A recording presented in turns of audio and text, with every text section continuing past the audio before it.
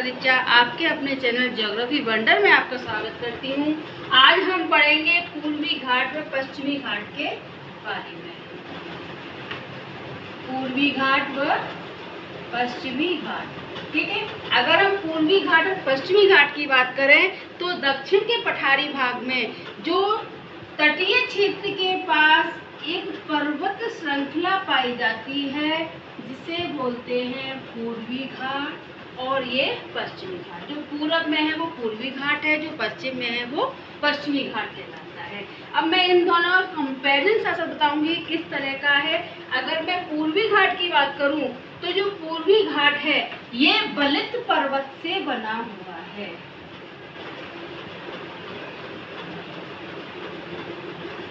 ठीक है। जबकि पश्चिमी घाट किससे बना हुआ है? ब्लॉक पर्वत। ये कहा जाता है कि इस पश्चिमी घाट को, जिसे हम सह्याद्री भी बोलते हैं, इसका दूसरा नाम है सह्याद्री पर्वत, ठीक है। तो जो पश्चिमी घाट है ये सह्याद्री पर्वत है, जो इसका निर्माण हुआ था अरब सागर के नीचे धंसने के कारण। यानी अरब सागरीय क्षेत्र, ये तटीय क्षेत्र है, ये अरब सागर है, यहाँ बंगाल की खाड़ी है, तो अरब सागरीय क्षेत्र के नीचे की ओर धंसने के कारण इस पर्वत श्रृंखला का निर्माण हुआ है, ठीक है। पहली विशेषता ये बलित पर्वत है, ये ब्लॉक पर्वत कहलाता है। दूसरा, अगर हम लंबाई की बात करें तो पूर्वी जो घाट की लंबाई है लगभग 1800 किलोमीटर है, जबकि पश्चिमी घाट की जो लंबाई है वो 1600 किलोमीटर है।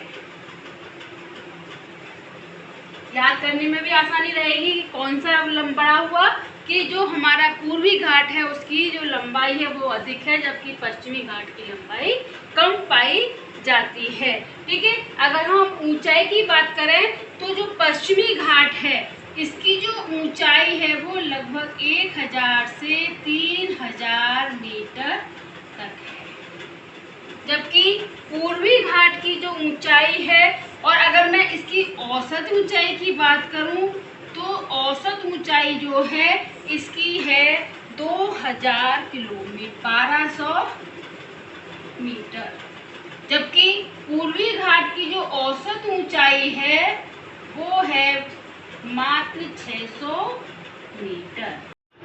पूर्वी घाट की जो औसत ऊंचाई है वो कितनी है? 600 मीटर तक, ठीक है। अब हम बात करते हैं कि इस ऊंचाई में ये चौड़ाई कहाँ अधिक है, ऊंचाई कहाँ अधिक है। तो हम पश्चिमी घाट की अगर बात करें तो पश्चिमी घाट, अब ये देखो ये उत्तरी क्षेत्र है, ये दक्षिणी क्षेत्र है। तो जो उत्तरी क्षेत्र है वो कैसा है? सकरा, जबकि दक्षिणी क्षेत्र कैसा है? चौड़ा।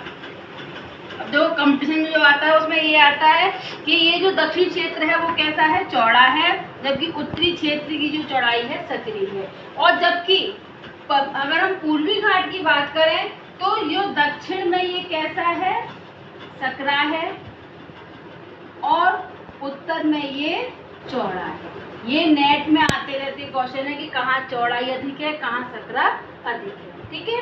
अगर हम अब चौड़ाई की अगर बात करूं तो यो इसकी जो मुख्य चीज है ये उत्तर में चौड़ा और उत्तर में सकरा और दक्षिण में चौड़ा है, जिसका कारण क्या है कि यहाँ पर पर्वत श्रृंखलाएं पाई जाती हैं, और उत्तर पूर्वी घाट और पश्चिमी घाट को जो मिलाती है उसे बोलते हैं नीलगिरी पर्वत। पूर्वी घाट और पश्चिमी घाट को कौन मिलाता है? नीलगिरी पर्वत, ठीक है। नीलगिरी पर्वत के नीचे ही अनाईमुड़ी है। अब अनाईमुड़ी के नीचे ही यहाँ पर कार्डेमम है। अगर मैं इसको साफ कर दूं यहाँ से तो ये क्या है? अनाईमुड़ी, अन्ना, या सिंपल मैं कहूँ अन्ना मलाई की पहाड़ियाँ,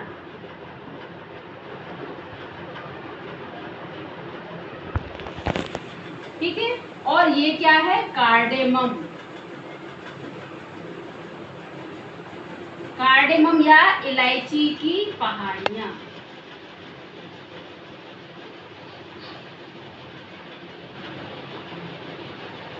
जिस कारण से यहाँ पर्वत श्रृंखलाएं अधिक पाई जाती हैं और ये जो पर्वत श्रृंखलाएं हैं ये पश्चिमोत्तर क्षेत्र में अधिक होने के कारण यहाँ पर ये चौड़ा है, जबकि पूर्वोत्तर क्षेत्र में ये थोड़ा सकरा हो जाता है। ठीक है, अब हम बात करें, अगर मैं इन पर्वतों की बात करूं कि यहाँ पर कौन कौन से पर्वत पाए जाते हैं, तो इसमें मुख्य रूप से जो पर्वत पाए जाते हैं उसमें है पुष्पगिरी,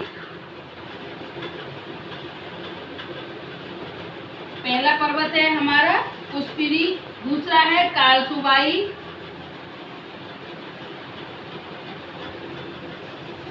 तीसरा है हमारा सलहर,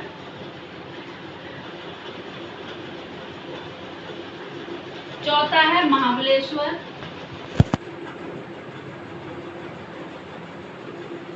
ठीक है। और इसकी जो अगर हम ऊंचाई की बात करें तो सबसे जो ऊंचा पर्वत पाया जाता है वो पुष्पगिरी है, 1714 मीटर ऊंचा। इसके बाद में कल 1646 मीटर ऊंचा कालसुबाई है, और सलहर है 1567 मीटर ऊंचा, और महाबलेश्वर है 1438 मीटर की ऊंचाई तक स्थित है। ठीक है, तो ये जो मुख्य पर्वत हैं, नदियां कौन कौन सी हैं यहाँ पर, देखो यहाँ पर नर्मदा नदी बहती है। अब इसमें मेन चीज ये है कि जो पश्चिमी घाट है, पश्चिमी घाट का ढाल कैसा है, तो जो पश्चिमी घाट का ढाल है वो पूरब की ओर कम ढाल है, जबकि इसका पश्चिम की ओर ढाल कैसा है, तीव्र। ये भी नेट में आने वाला क्वेश्चन है कि ढाल किधर है, कि जो पश्चिमी घाट है उसका पूर्वोत्तर की ओर ढाल कम है, जबकि पश्चिमोत्तर की ओर ढाल अधिक पाया जाता है। ठीक है, और जो नदियां बहती हैं उसमें कौन कौन सी आती हैं, इसमें आती है नर्मदा, दो तरह की नदियां बहती हैं, एक नदियां तो वो हैं जो अरब सागर में गिरती हैं, और दूसरी जो है वो पूरे भारतीय दक्षिण पठार में बहती हुई बंगाल की खाड़ी में गिरती हैं। तो पहले मैं बताती हूँ कि बंगाल की खाड़ी में कौन सी गिरती हैं, तो बंगाल की खाड़ी में जो गिरती हैं वो है गोदावरी, कृष्णा,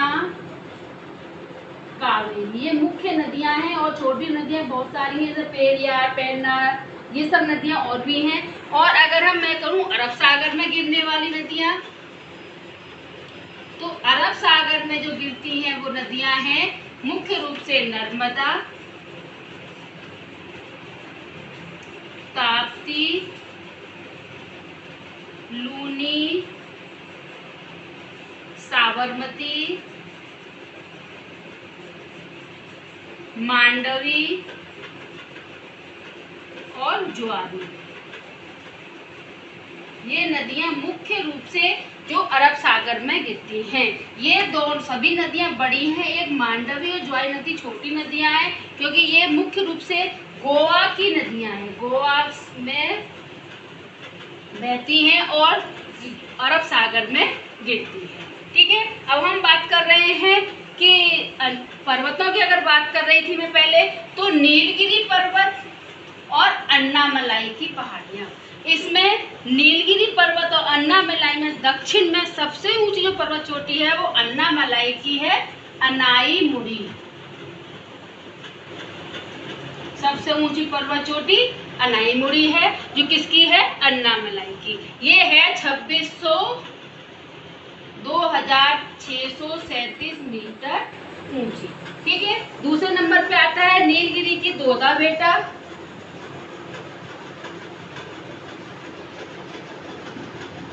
दोदा बेटा, ये किसकी है, नीलगिरी की।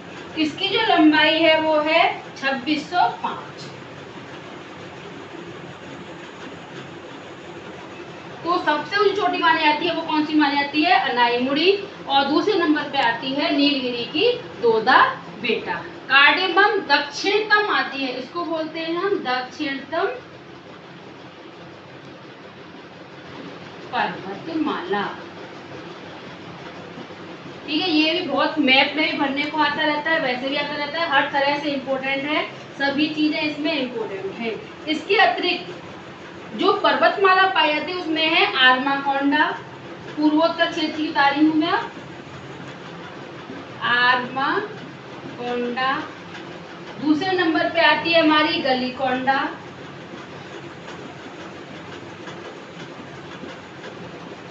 और जो तीसरा आता है वो है सिक्किमगूर।